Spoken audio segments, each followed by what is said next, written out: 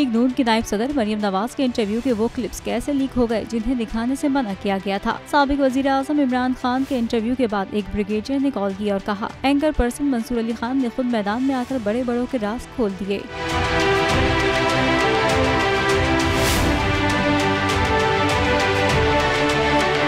गुज़िश्ता रोज से social media पर मारूफ anchor person Mansoor Ali Khan का नून लीग चीफ ऑर्गेनाइजर के साथ एक इंटरव्यू का वो हिस्सा गर्दिश कर रहा है जिसे मरियम नवाज ने इंटरव्यू में शामिल न करने का कहा था। सवाल ये है कि इंटरव्यू का ये हिस्सा आखिर कैसे लीक हुआ।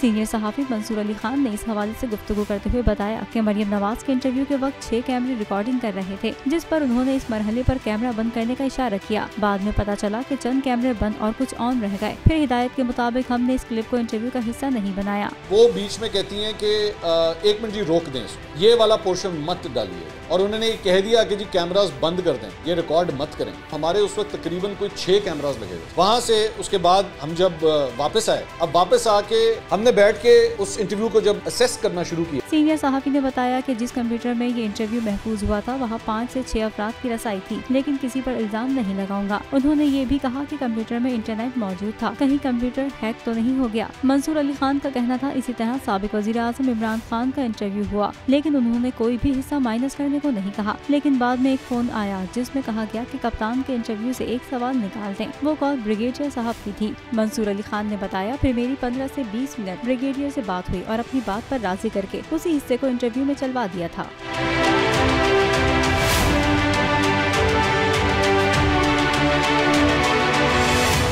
तो नजर आ रहा है सामने लिखा हुआ है जुल्म मिटने के लिए 2 चीजों से मिटेगा भाई।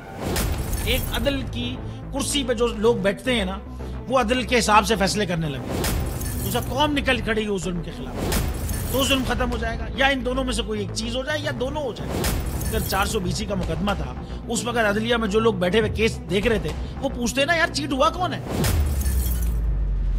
जब उनको दिखता कोई चीट नहीं हुआ, केस खत्म कर देते। तो जालिम जुल्म कर ही नहीं पाता। 9 जजेस ने नोट बिफोर किया मेरे केस को, यार 1.5 साल चला। शख्सी जमानत का केस, सेम केस इस्लामाबाद में कर दिया। एक ही इल्जाम पे 2 केस हो नहीं सकते भाई।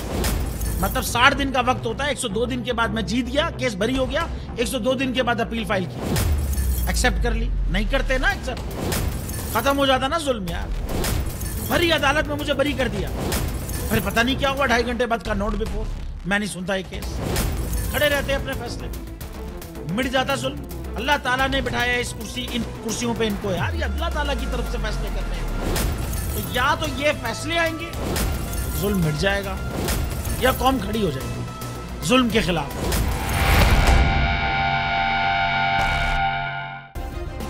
सब्सक्राइब करें और बेल दबाएं ताकि कोई खबर रह न जाए।